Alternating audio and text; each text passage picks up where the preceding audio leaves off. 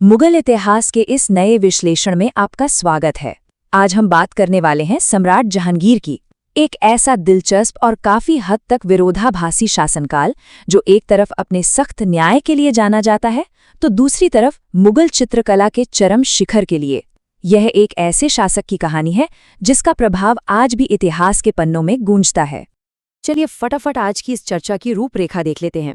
हम शुरुआत करेंगे उनके राज्यारोहण और शुरुआती अध्यादेशों से, फिर नूरजहां के शक्तिशाली गुट को समझेंगे, चित्रकला के उस मशहूर स्वर्ण युग पर नजर डालेंगे, जानेंगे कि ब्रिटिश दूतों की एंट्री कैसे हुई और आखिर में वास्तुकला और उनके द्वारा दी गई दिलचस्प उपाधियों पर बात करेंगे। तो कहानी शुरू करते हैं उनके राज्यारोहण और उन शुरुआती अध्यादेशों से जिन्होंने जहांगीर के शासन की नींव रखी और उनका विजन दुनिया के सामने रखा।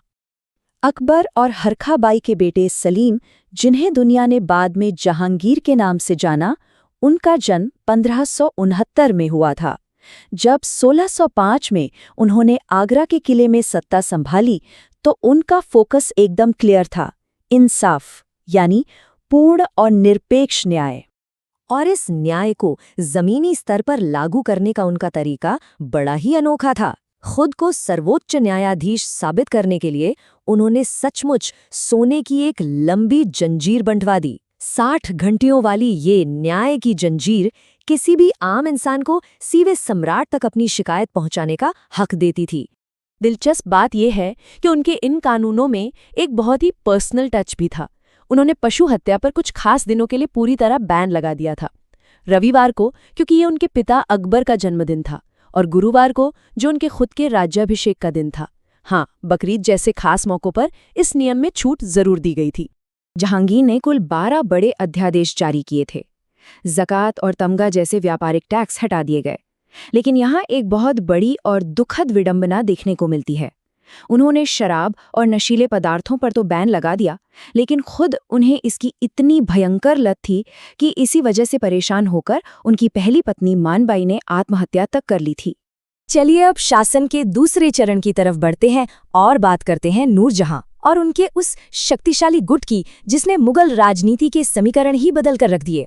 इस गुट या जुंटा को अगर हम डिकोड करें तो ये असल में एक बहुत ही क्लोज नेट फैमिली थी।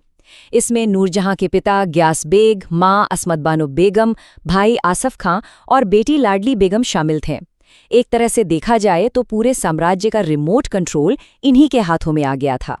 और ये कोई छोटी मोटी बात नहीं थी। 1611 से लेकर 1622 तक यानी पूरे 11 साल इस गुट का जहांगीर पर जबरदस्त दबदबा रहा। सम्राट तो बस नाम के थे, असली नीतियां तो पर्दे के पीछे से यही गुट तय कर रहा था। नूरजहां की पावर का अंदाजा आप इसी बात से लगा सकते हैं कि उनके नाम और तस्वीर वाले खास निसार सिक्के ढाले गए, जिन्हें राजा रानी सिक्के भी कहा जाता है। किसी भी इस्लामी साम्राज्य के इतिहास में जहां सम्राट के साथ महारानी का भी चित्र सिक्कों पर छपे, ऐसा होना अपने आप में बहुत ही दुर्लभ और हैरान करने वाली बात थी।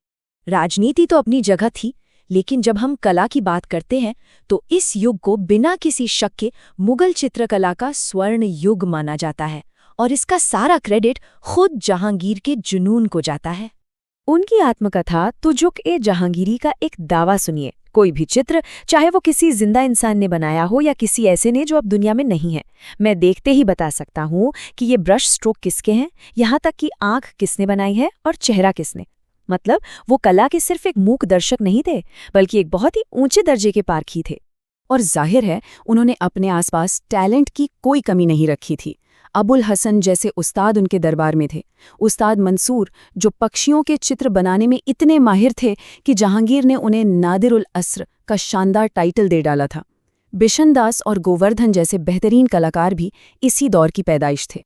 एक तरफ कला अपने चरम पर थी तो दूसरी तरफ भारत के दरवाजे पर कुछ ऐसा हो रहा था जो आगे चलकर पूरा इतिहास बदलने वाला था।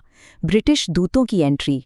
अगर हम इस टाइमलाइन को देखें तो इंग्लैंड के राजा जेम्स प्रथम के दूत एक एक करके आने लगे।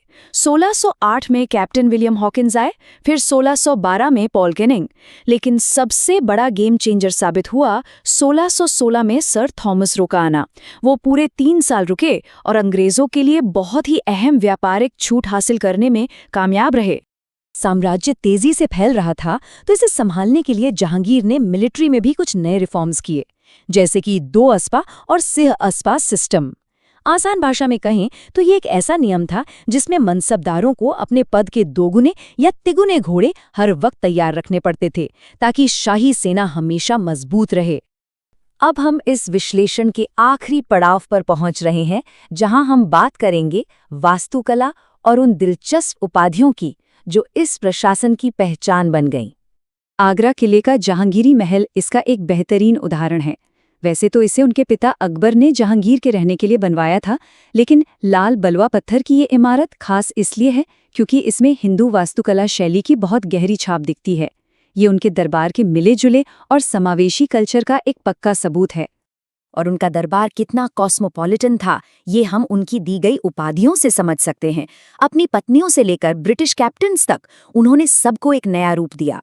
मानबाई बन गई शाहे बेगम, मिर्जा ग्यास बेग को मिला एतमादुद्दौला का टाइटल, खुर्रम को हम आज शाहजहां के नाम से जानते हैं। और जरा सोचिए, कैप्टन हॉकिंस को उन्होंने इंग्लिश खां का टाइटल दे दिया। बिल्कुल अनोखा है ना? तो आखिर में एक बड़ा सवाल खड़ा होता है, इतिहास सम्राट जहांगीर को कैसे याद रखे? सोने की जंजीर लगाने वाले एक सख्त इंसाफ पसंद शासक के तौर पर, या कला के एक ऐसे दीवाने के तौर पर जिसने अपना पूरा साम्राज्य अपनी पत्नी के गुट के हाथों में सौंप दिया?